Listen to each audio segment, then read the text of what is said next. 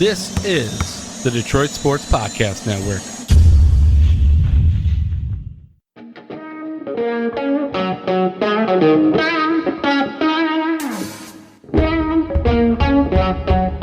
The biggest icon in podcasting.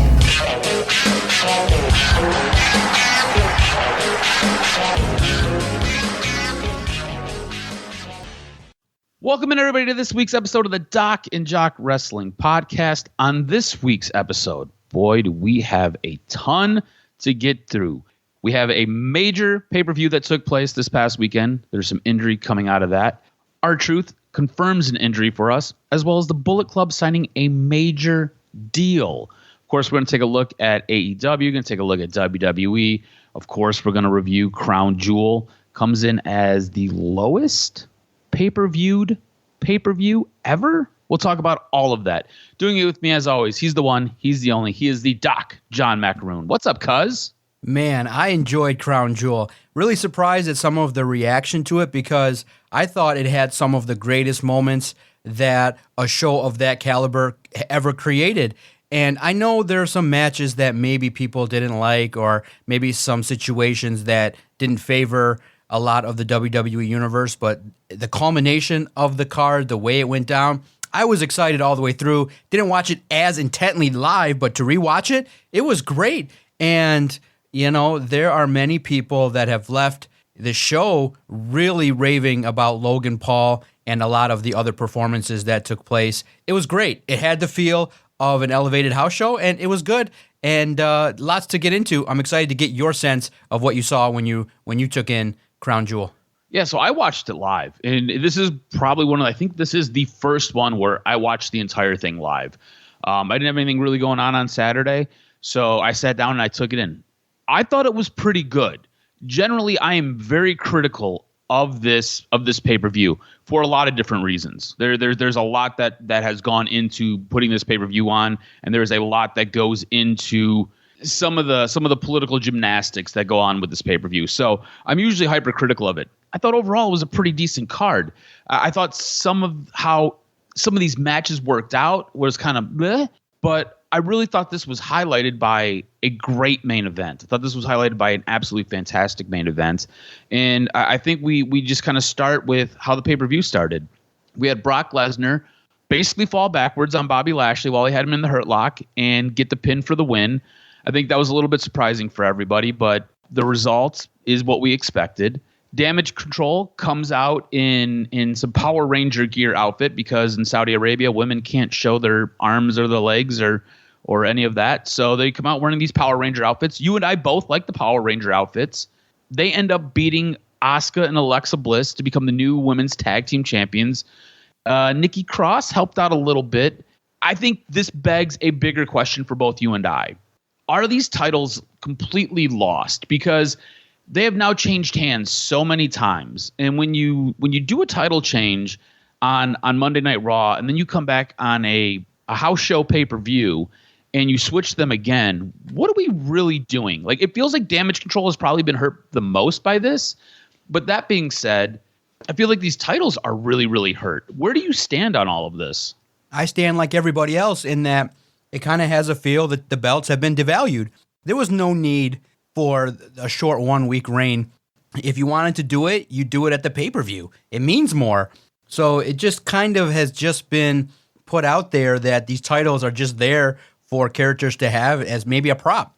And that's not really what has been done with other belts. So that's why this one sticks out, where you say, man, is this one? I know you get a little bit more unpredictability with it, but I just don't feel like it's worth it for the titles. I think you need to elevate it first before you can start jerking around with who wins it. Yeah, this is one of those things where when you're going to introduce a title, I feel like it kind of has to have a lineage so people can be attached to the title. And then you build up a couple of teams. You just don't go switching them around. Like, these titles, I don't feel like have ever gotten off the ground. I don't feel like Damage Control with Dakota Kai and Io Sky have really gotten off the ground. I feel like everything is kind of stuck in place. And it's kind of stuck in the mud. It's just not very good. So I don't know. I was a little bit shocked by this. It'll be interesting to see what we do with Alexa Bliss and Nikki Cross. Nikki Cross seems to be kind of this outlier with Damage Control. Not really sure what the situation is there. I think more will unfold in the coming weeks with that, however. Drew McIntyre essentially falls out of the cage before Karrion Kross does, and he gets the win. Rhea Ripley interferes, and the Judgment Day defeats the OC. No big surprise there. Braun Strowman defeats Omos. We have the Usos defeating the Brawling Brutes to retain the undisputed tag team titles. Now, in this match, it looked like Jimmy got hurt. It looked like he hurt his shoulder in the process of picking up the win. They went for their finisher. Looks like he might have landed a little bit awkward. We'll have to see what kind of takes place with Jimmy and his shoulder kind of going forward. Maybe he's kind of held out a little bit. Maybe he's just kind of put up on a shelf for just a little bit here. It looks like he hurt himself, but maybe it's no big deal. We'll see what happens. I think it's just something that we have to kind of be mindful of and pay attention to as everything kind of unfolds. Now, a match that I was hypercritical of, and a match that I think you were as well. Bianca Belair defeats Bayley to retain the Raw Women's Championship. Now, that I don't think is a big surprise. But this match was pretty atrocious. This match was pretty awful. This was supposed to be a last woman standing match.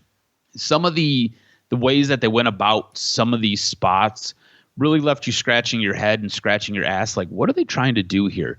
There was a point where Bianca Belair was shoved in the ring steps alongside the ring, and she could just kind of pop her head up out of the little triangular part of the ring steps. Like, it didn't make any sense what they were trying to do there. They brought a golf cart in that topped out at about 3 miles an hour and didn't look like much of a threat at all. In the end, Bayley gets pinned in a ladder and it gets shoved underneath the ring rope, and she can't get herself out. What did you make of this match? Because going into it, this feud has felt flat. Then you get to this match, and it feels even flatter. It feels like you had a Pepsi and you left it out in the sun for a week and a half, and then you went to go drink that Pepsi, and you're like, man, this is awful. Yeah, flat soda. That's a great analogy. Really, it is, because we expected more. They set it up to be more. The golf cart, it just never seems like when WWE pulls out the golf cart, they ever get it right. You have it driven down to the ring, and I thought it would have been cool if somehow they could have sped it up a little bit. And then I thought maybe potentially, Bayley was going to fly right to, through it into the ring, or something cool could have happened with it. But, when you look at everything that goes on, I say that this is a feud that is not going to hit the mark for a lot of people. It is what it is for this situation. Now it's set up for what really everybody wants to see, which what we got on Monday Night Raw. So it's just a feud that came, went, and probably will not leave a lasting mark for anybody that saw it. I didn't like it. Yeah, I didn't like it either, and I don't feel like either competitor really got over in this entire thing, which is sad. It's bad. It's not good. What wasn't bad and what wasn't sad was this main event. This main event was absolutely awesome. I really do think it was the crown jewel of the crown jewel pay-per-view. Roman Reigns taking on Logan Paul. Roman Reigns ends up defeating Logan Paul to retain his undisputed WWE Universal Championship. Logan Paul, so freaking impressive. Like, I can't say it enough. He is so good in the ring. Whether you like him or you don't like him, he is so impressive. What makes it more impressive is about halfway through this match, he blows out his knee. He ends up tearing his MCL, has a torn meniscus, and a partial tear to his ACL. And this guy continued to wrestle for upwards of 15 more minutes on that blown out knee. That is mind-blowing to me, because some of the visuals that you got, some of the pictures that were taken from this match are absolutely incredible. On top of that, the match itself was absolutely fantastic. They ended up working in Jake Paul. The Usos worked in. I thought this was a really good way to kind of spread some of that spotlight around and work in different people. Again, Jake Paul, not really familiar with the WWE universe. Logan Paul obviously is, but his brother is not. You got to give him a little bit of shine.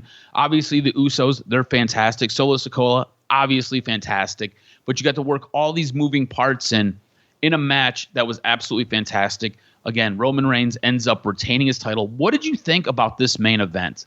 How impressed were you with it? Because I thought it was fantastic. The only negative was Jake Paul. I mean, once he doesn't come to the ring with his brother, you had a sense, okay, maybe he's going to get his own little separate situation. Made it a little predictable. His punches were terrible. It was like, man, no, he's more in line with the idea of potentially just being in the corner, a hype man. I don't want to see him getting physical. Absolutely, you said it. What's awesome is credit to the trainers that have put this superstar. This is a WWE superstar. I mean, he's got the total package. First of all, it's crazy that when you see Logan Paul, that he's able to pull off a frog splash off the top rope there, balance himself with a cell phone. How the hell did the cell phone not go flying? How the hell did he land that successfully? And to potentially have somebody that can say, I'm going to go viral, and then execute it, that was just a visual of the night. I was so excited to see that. I was like, is this actually going to be pulled off? Is he going to actually post this? And he did, and it was great. And then also, too, I know a lot of people will focus in on Logan Paul, but Roman Reigns sold for him. He was great. It made it so that while we couldn't, you and I, suspend disbelief that Logan was going to win it, Roman Reigns acted as a professional in that matchup. The false finishes, Roman Reigns moving around the ring. It had a big feel fight, and that's all you can ask for when you have this kind of matchup where we all know the outcome. It was great. It was a great setup, great match, all very much in line with what we were hoping for, and it delivered. It stinks that Logan Paul is not really going to be a full-time wrestler, but when he does come, it's going to be must-see. And, it's not that big of a loss because Logan's not a full-time wrestler, but they got to incorporate him more. He needs to be somebody that's out there on television at least a couple times a month. There's an opportunity for him to make to make a real legacy in WWE. And the biggest compliment that some of the WWE slaps have given him is they're saying Logan's already better than 95% of the AEW roster in the ring. So we'll take that for what you will, but it was a great main event. I'll say this. I feel like he is more entertaining than probably 95% of the AEW roster. In AEW, at the very, very top, they're fantastic. Some of the mid-card guys need to get elevated. This guy from day one, since the moment he stepped in, we gave him zero shot. We gave him no shot whatsoever. And this guy has done nothing but razzle and dazzle us every time he has been in the ring. He's absolutely fantastic. And you're right. It is a shame that he's not a full-time guy. When he does show up, though, he absolutely delivers. He is absolutely fantastic. I am fully converted. I am a Logan Paul guy at this moment in time. He's absolutely great. I want to know what you make of this because Dave Meltzer reported some numbers for this pay-per-view. Dave Meltzer said pay-per-view numbers for the show were 6,500, the lowest of any WWE pay-per-view show in the history and down 39.7% from Extreme Rules. Although they were not going to do pay-per-view numbers close to Extreme Rules out of the regular time slot, but this was also lower than any prior Saudi Arabia show that they have ever done, some of them even on Thursdays.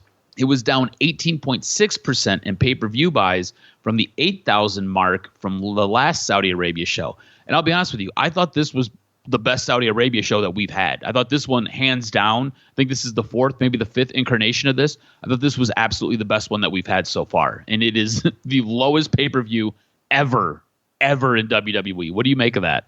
Well, I'm not terribly surprised. The numbers look real gaudy, but I look at it and I view it as when you match up against college football with some of the lineups that people were putting up there, people anticipated Georgia, Tennessee, people anticipated some good shit, or people anticipated a lot of some matchups that people in college football really like. Gambling, it's super huge.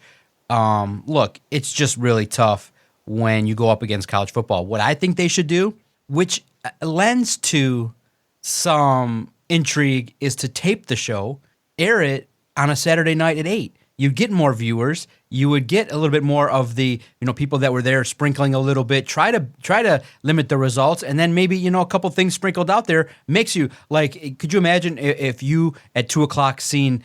Oh my God! You have to see this spot in the main event. You have to see it. It's must see. You can't miss it. Everyone's going to be tuning in, so it might just be something to look at. But in the end, they got their money, so they don't care about additional ratings because they go there for an in-house gate, and they go there for the appearance fee that they get from the Saudis. It's a locked-in deal, so they're okay. When I look at it, it's not that big of a deal. They put on a good show, and I love it. The long ramps, it's all the pomp and circumstance, the big names, the fireworks. So to me, I think the ratings are probably the least important thing of the entire scenario. Everybody got out safe, and that's all you can ask for.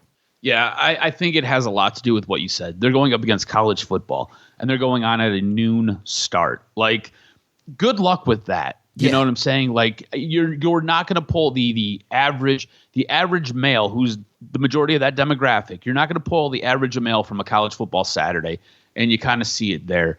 And I think that's what a lot of it has to do. And you're right. They make their gate, and they're paid billions of dollars to go there. So I don't think the ratings necessarily matter to them. It's a thing. We just now have a new floor for a pay-per-view, and it's 6,500 pay-per-view buys. That's what it is. As far as calling the card goes, we ended up splitting it. I still lead 13.5 to 7.5. So we'll make up some more. Next week? Next week we've got Full Gear, so we'll be doing this again, and you'll have a chance to make up some more room. But on WWE, we had another return. We had another return on Monday when Mia Yim showed up. And again, she showed up with little to no fanfare. She showed up during the OC and the Judgment Day segment. She basically showed up behind Rhea Ripley, attacked Rhea Ripley, unmasked herself or unhooded herself, and the crowd didn't pop. I want to know why you think this is, and is it fixable? Because this is, I think the second or third return that we've had that has basically come back with little to no fanfare. I'm not sure if it was just this crowd. This crowd seemed incredibly flat through most of the show, and honestly, it kind of ruined Monday Night Raw. Or if when they do bring somebody back, they might have to put their names on the big screen and give them some entrance music and basically reintroduce them by saying, hey, this person, they're still here, because it really feels like WWE brings some of these people back, and the WWE universe, it just moves so fast. They don't remember who these people are. And Mia Yim was one of those people who, on the main roster, was never actually given a real fair shot. She was part of Retribution. You never really got to see her. You never got introduced to her music. If you were a fan of NXT, you kind of knew who she was.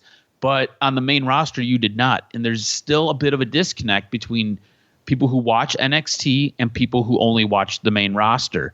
So I'm not sure. Is this fixable? Can WWE go about this a different way? And what did you make of Mia Yim coming back with like basically crickets? Yeah, that crowd was horrible, and that's what makes for a shitty show, because there was some good shit, good segments going on, and it was just really disappointing to see how that was executed. What a disappointing crowd, man. It just sucks, because people noticed it right away. Like, what the heck's going on? There's no fanfare. There's no, like, you're at a WWE show, chant, cheer, do something. But at the same time, you might have done her better by letting her have an entrance. You're not going to dark, because that's faded. That's played out. You just, what's going on? Boom, music hits. 2 seconds, you pan over. The great anticipation, and maybe it's more for the television crowd. Boom, Mia Yim. You come out, and it's great. But to have her come out with a hood, people were confused. And sometimes, you got to remember, we get the vantage point of seeing, oh, it's Mia Yim. The crowd doesn't know that. Half the time they're on their phone looking at Tinder while they're watching wrestling, or trying to get on OnlyFans and trying to, make their subscription go away. So half the time people are distracted, so you didn't get the impact that you needed. So that one, basically, in my mind, how I rate it, it's poorly produced.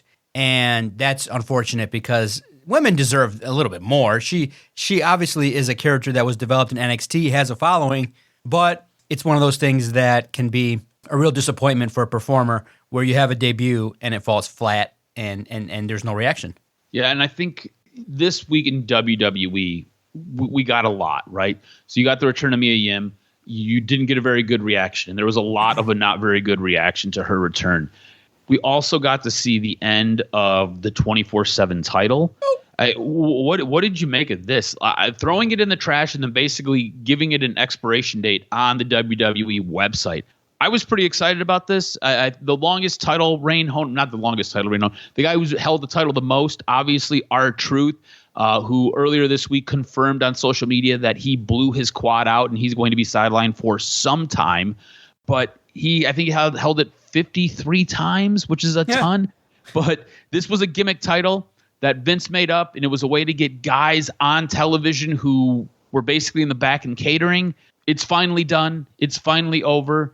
The final champion will be Nikki Cross, who threw it in a trash can on her way out the door.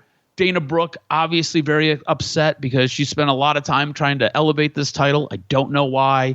What was your reaction to seeing the end of the 24/7 title? Absolutely. No gimmick titles. Nobody liked it. I never liked the first run. Bro, I'm glad they put the RIP because that shit gone on for 3 years. 19, 20, 21, into 22. Forget that. I didn't pay attention to much of it other than it was Dana Brooke and R-Truth. That was it. That was a segment that, obviously many people did not like. I hated it, never liked it, never got into it, and was so thankful. But again, poorly produced because I know that Nikki Cross is portraying this crazy character, but you need to have some impact. So she throws it and misses the garbage. So it bounces and hits the floor.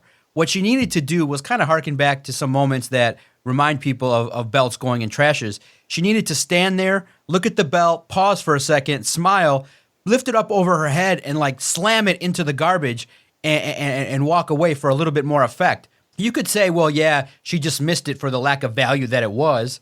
But at the same time, you are trashing a belt. You could have had more impact with it. But to me, Jesus, what a waste of TV time. 3.5 years of nonsense that people put. You wasted talent like Tozawa and really talented people by putting them in this kind of shit. And I'm just glad it's gone. And Triple H is a man's man. He doesn't want gimmick belts.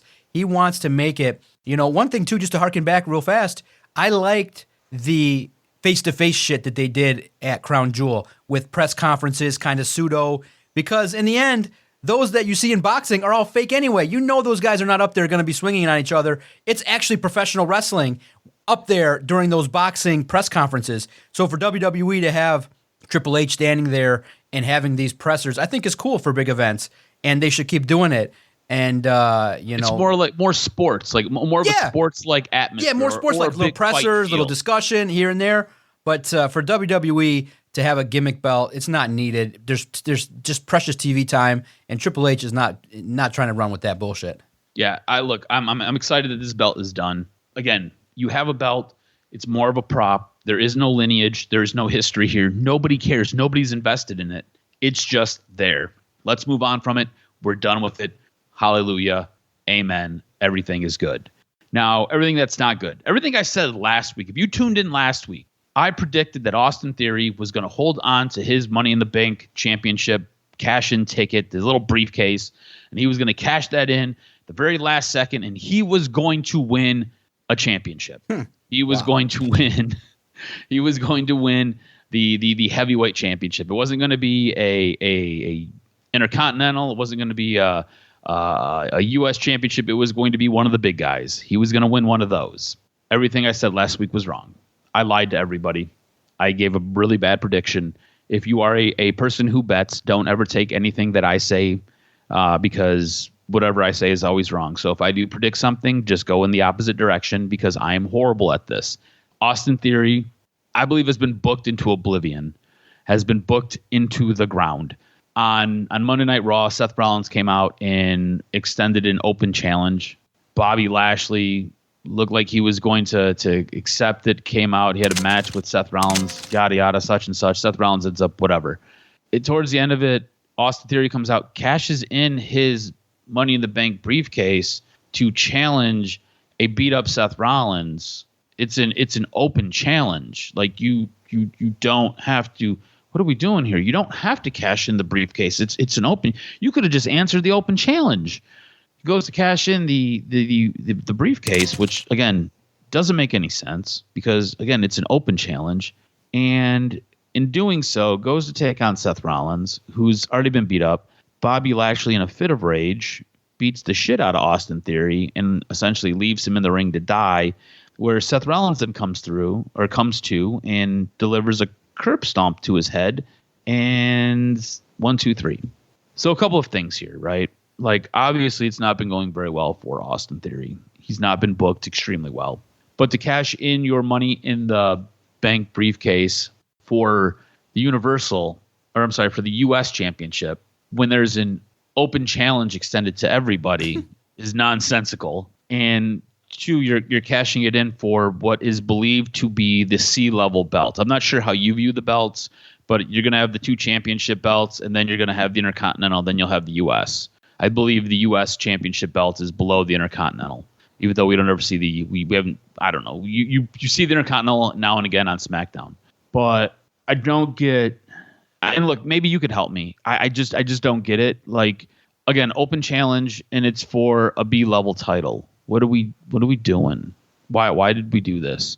And it didn't seem to make sense. Like, everything with Austin Theory underneath Triple H doesn't seem to make sense. Now, there's been some reports out there that Austin Theory is in a fantastic spot, and this was done basically to unload the albatross around his neck, which was the Money in the Bank briefcase. But I just haven't seen it, man. Like, help me out here, because I'm not getting it. I don't know what is going on with Austin Theory.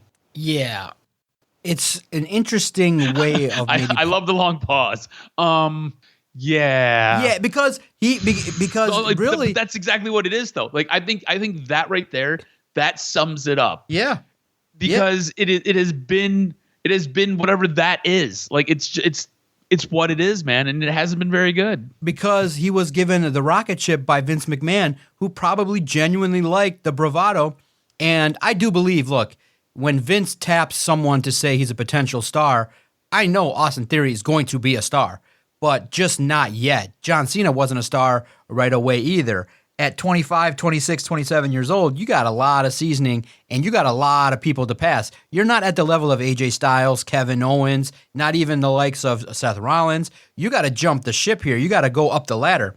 I liked the Mr. McMahon angle to kind of get him through the door. So now he's got a place, but Triple H is a old school booker, maybe even along the lines in a different way of which in all honesty makes Triple H beautiful, because in the end he knows the value of entertainment, because he was the guy in DX slapping his nuts and acting a fool, but at the same time came up through the territory system and understands that you don't just get handed shit. Oh, hell no. Triple H was punished heavily for a lot of things that happened. He had pushes derailed for a time being. You got to remember, Triple H was the victim of a 12-second match to the Warrior.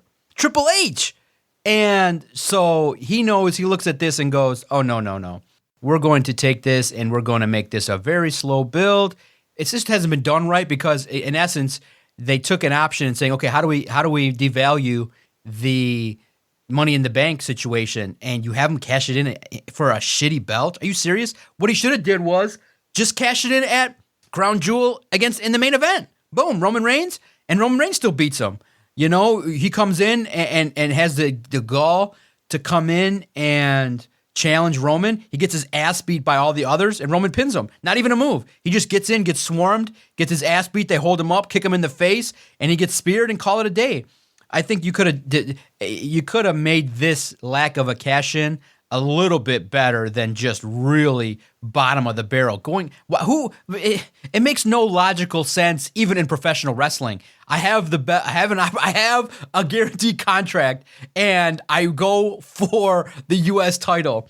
It's embarrassing. It's just it's almost funny and comical to think about, like, hey, I'm going to go for this stuff. I mean, it would have been funny, to be honest, if you would have cashed in for the 24/7 title and just held it on for a year and never acknowledged it, you know, some nonsense. But in the end, for how you and I like wrestling, this was stupid.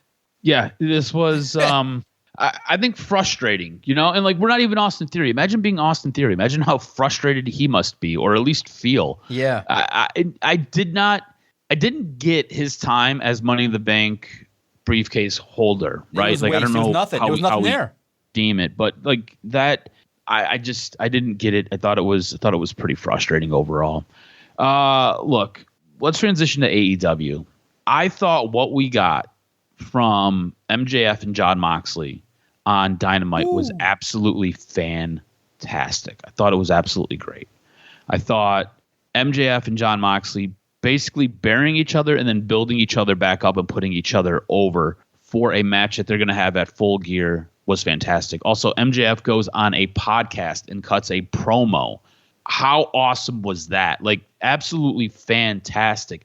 There's certain things that you can and you can't do when you're cutting that type of promo, right? Because you're not going to get the pop from the crowd. So you've got to say things and you've got to lay things out and you got to piece it together to where you're going to get over what you're trying to get over. Him cutting this promo on Jon Moxley, on a podcast was absolutely fantastic. Basically tells Jon Moxley that he's the most unathletic champion he's ever seen, but in spite of it, he's a great wrestler. Like, it was great. And Jon Moxley comes out with William Regal and cuts a fantastic promo on MJF saying, look, I've danced with the devil and you are not him, but I'm looking forward to whipping your ass at Full Gear. Like, these were great promos. These got you interested in this fight that they're going to have. And I think more than that, they really helped build each other up. Conversely, Saraya had a promo with Britt Baker, and it was just another misstep by Saraya. And I'm not sure if her time away has kind of slowed things down a little bit for her. Maybe it makes them feel like they're moving a little bit too fast. I'm not sure. But this was not a good promo segment. Basically, you've got Britt Baker saying, look, you're just another superstar who has walked into my house and is trying to take what I've built. And Saraya then goes on to name all these things she basically did in WWE and other wrestling organizations, which really seems to demean what Britt Baker has done in AEW. And look, I get that it's a promo and you're feuding with each other. That's fine. At the same point, it really feels like Saraya coming in formerly as Paige, really putting over everything in WWE while trying to bury everything Britt Baker has done in AEW. And that's just not how you do these types of things. Like, you need to be putting Britt Baker over. Like, everything you've done is great, and I'm going to beat your ass, and I'm going to make it better. Like, you need to get on that level instead of trying to take bricks out of the house that she built and saying, look, your house is bootleg now. I'm going to do it this way. Like, you need to do it differently. And I feel like this was another misstep for Saraya. What did you make of the Jon Moxley MJF promo compared to what we got from the women with Saraya and Britt Baker? And look, I thought Britt Baker did a fantastic job. I thought she held her own. I thought she did a really, really nice job. I felt like Saraya was the weak link in this, and she kind of went off on kind of a tangent. It just wasn't good. Yeah, absolutely. It's just what a dichotomy, right? What a dichotomy of the men and the women, right? How wild is it that the men have all this talent on the promo, and it just seems like the women are trying, but they're a step behind. You know, they're a beat behind in regards to everything, the impact, the matches, the stars. So it just hasn't been something where you look at it and you say, man, this has been high level across the board. It's not ideal. It's not optimal. So I'm disappointed in that sense, but I find it to be something that at least I'm intrigued. It's good for Saraya. I want to see how she does in the ring. Look, you can't hit it out of the park every single time, but I'm hoping that there's an opportunity for a rebound, because Britt Baker, don't you think, deserves more to have somebody across from her that's delivering the lines well, that's doing things properly. It's just a different level, and it's not maybe even the fault of the women. It's just the level of what MJF is doing has just been at the top of his game. I mean, doing a promo from a podcast, dude, that's awesome, and you wanted to listen to it. It was top of the line, bringing up everything from the scrum to his place to where he is. It was just done beautifully, and Jon Moxley, he's a worthy title holder who deserves a nice reign too. Yeah, and look, I get what you're saying about you can't hit it out of the park all the time. I just feel like there is a little bit more pressure with Saraya coming from WWE, doing everything she did in WWE, and then coming to AEW. And I really do feel like the last couple of times, they've almost felt like they're stumbling out of the starting block. You know what I'm saying? Like, she's not hitting that stride. And maybe it comes with more reps, but to instantly be thrust into a spotlight with Britt Baker, who we both agree, no matter who the champion is in AEW, Britt Baker is the pinnacle. Britt Baker is the number one. I don't care if Thunder Rosa is your champion. I don't care if Tony Storm's your champion. I don't care who it is. Britt Baker is the measuring stick when it comes to the women in AEW. And Saraya coming in after basically being brought in off a shelf and getting the mothballs dusted off of her, I don't know if that was the best feud for her to get into right away, because Britt Baker operates on such a level. It's so cerebral. It's so, like, everything is working. The gears are always turning, and she is just manifesting and creating something great. And Saraya is still knocking some of the rust off, and you can kind of see it. And it feels like, I get where they want to go with this, and I hope they get there. But honestly, we've got about a week, And I just don't see it getting to that point. I just don't see it getting to where it needs to be. All that being said, Saraya obviously medically cleared. That was the highlight of her promo. Fantastic. It just feels like she's been a little bit stagnated trying to come out of the blocks, and it just hasn't been great. I'm not sure if things get corrected before we get to Full Gear. I want to know what you thought about Samoa Joe turning on Wardlow. Wardlow ends up calling out Powerhouse Hobbs and states that he's going to win all the titles in AEW, and Samoa Joe didn't take too kindly to that and blasted him from behind. I felt like this was completely rushed, and I felt like this was a bad build to another feud. I felt like this was a stupid build to a feud. I have no idea why Samoa Joe attacked Wardlow. Like, doesn't make any sense to me. I don't get it. That's what's on my notes. I put a question mark. I didn't understand it. I'm not sure how to process it. I was trying to ask you, like, what's the best way to go with this? I don't know. I was like, what are we doing here? Like, it happened, and I'll be honest with you. I was looking down at my phone. I think I might have been scrolling through Instagram when Wardlow was cutting this promo on Powerhouse Hobbs, because I expected Powerhouse Hobbs to come out and for them to go back and forth. I did not expect for Samoa Joe to hit Wardlow in the back of the head. And next thing you know, I had to stop everything, rewind, get caught back up, and I was like, this makes no sense to me. I don't understand any of this. I'm not sure why Samoa Joe is attacking Wardlow. This has been a shitty build. And that was kind of what I said. That was kind of my notes on it. I was like, this is stupid. Sometimes I think Tony Khan, when he's trying to book stuff, he's like, all right, what's going to get a big reaction? What's going to get the crowd to pop hard? Hey, Joe, how about you attack Wardlow? Okay, but why? What's the motivation? Like, I think that's the one thing that a lot of guys who book wrestling tend to forget. What's the motivation? What's the purpose of it? What is Samoa Joe's motivation for attacking Wardlow? Is it because he wants to be TNT champion? Is that what it is? Is it because Wardlow said he was going to take all the belts? Like, if that's the reason, don't you think maybe you two should have a conversation first? Like, wait, you're going to take my belt? And Wardlow will be like, no, I don't want your belt. And Samoa Joe will be like, are you sure? And like, you could start to build some paranoia with Samoa Joe and like have that continue to build for a little bit. Instead, you have Samoa Joe attack Wardlow. I'm assuming we'll get a match at Full Gear. So you got a week to build this. I don't get it. I think it was dumb. I thought this was absolutely awful. I don't know, man. Yeah, I look at it and I say, man, Samoa Joe, again, I just feel like his run hasn't been going well in AEW and creatively. Now let's just see what he makes of it. I understand that a heel Samoa Joe being more violent, probably the best way to go, but you got to give him something to work with. Yeah. And you know what? I'm starting to think, as far as Samoa Joe goes, right? And obviously his run in AEW is still continuing, and I'm hoping for the best. But what we've seen in WWE, I don't know if – I wonder if when we look at Samoa Joe, we maybe have like rose-tinted glasses. We look at Samoa Joe and we remember what he did in ROH, we remember what he did in TNA, and we remember how great he was in those places. And maybe it was because he was the big fish in a little pond. When he gets to NXT, he's pretty good. When he gets to WWE, it is not very good. So far in AEW, I'm giving it an incomplete, but if you asked me to grade it right now, I would probably say his run has been a C-. So I wonder if Samoa Joe is just one of those guys in a smaller promotion. He is the best guy, but in bigger promotions, he gets overshadowed. I'm not really sure. And like I didn't want this to turn into a critique on Samoa Joe, but you made me think of that when you were just talking, and I was like, I wonder if Samoa Joe's the problem. It's not so much the booking that's the problem. But again, we'll kind of have to wait and see. I thought this was just stupid. I didn't get this. Show of the week, I'm going to give it to Monday Night Raw. We're recording this a little bit early. Haven't seen Dynamite or haven't seen SmackDown or Rampage. I'm sure SmackDown will be fantastic, and I'm half tempted to give it to SmackDown because I'm assuming it's going to be great. But I'm going to give it to Monday Night Raw because I thought AEW was a little herky-jerky. I thought Dynamite was a little herky-jerky. Yeah, let's see. Show of the week. Which one do I think put on the best show? Look, I was a fan, really, of the best promo, even though obviously it was MJF.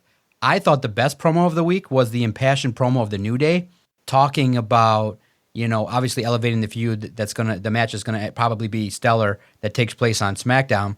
I thought that the promo was spectacular, talking about the pressure that you feel sitting in the back, maybe getting fired, where he was at. I think the New Day has an opportunity now to get back in the good gracious of getting over. So I thought for me, Raw was the best show of the week. Yeah, I'm going Raw as well. I just thought look, you ended a shitty championship. I'm not sure what's going on with Austin Theory. Hopefully we get something from there. And you're right. That promo between the New Day and the Usos was absolutely fantastic, and I look forward to that match. So me and you both agree Raw was the best show. Like we said, recording a little bit early. I'm going out of town, so we had to record this early. I think for next week's show, because we do have Full Gear, I will be back in town. I think next week we will just do a Full Gear review or preview, and I think that'll probably be the crux of the show unless something happens. Are you okay with that? I am very much okay. I think that when we look at everything, these next couple shows are going to be fantastic. So, oh man, it's going to be a good time in wrestling, don't you think?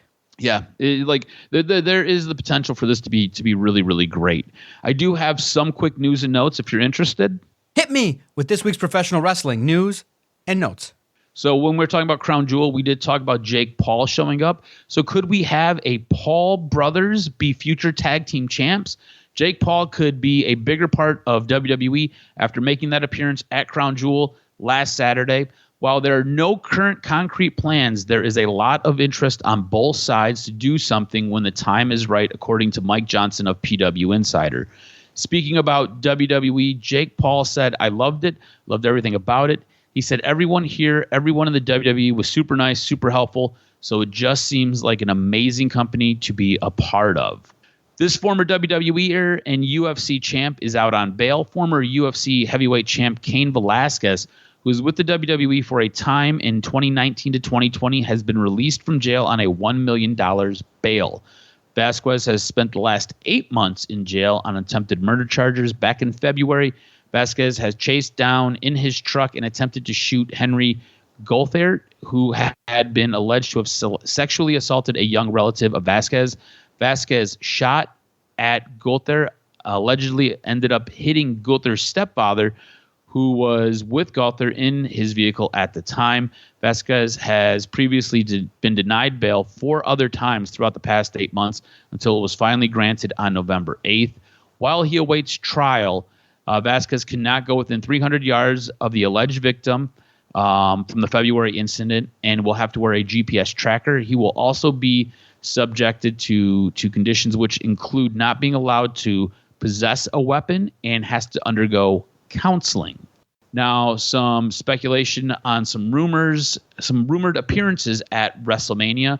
There has been a lot of time with this recording, no confirmation of what's actually taking place as far as the involvement with WrestleMania 39. But WrestleMania 39 will be taking place in Los Angeles on April 1st and 2nd. It is believed that Brock Lesnar and John Cena will both be a part of that card. It's believed that Brock Lesnar will be in a wrestling capacity as well as Cena. Cena may get involved with Austin Theory as we kind of pay off some of that social media build that's been ongoing. Brock Lesnar has been spotted on the side of the media truck moving around in promotion for WrestleMania 39. So you can probably expect both of those guys to be making an appearance at WrestleMania 39. Now, the Bullet Club has signed a major deal. The Bullet Club faction in Japan has signed a major endorsement deal with a clothing brand. Per Dave Meltzer in the latest edition of the Wrestling Observer newsletter, the new deal sees Bullet Club join forces with Under Armour. Now, the details of what products will be released under the new deal have not been shared, but Under Armour does work with The Rock. Under Armour does put out a lot of great clothing items, whether they be shoes, whether they be shirts, pants, shorts, hats. They do a really great job. So if you are a huge Bullet Club fan, you can get some cool Bullet Club Under Armour gear here very, very shortly. That's going to do it for this week's wrestling news and notes. Make sure you follow Adam on Twitter at AdamRSTROZ. Follow the network at Detroit Podcast. If you've agreed or disagree with any of our wrestling takes, hit us up. We love to get your sense of it.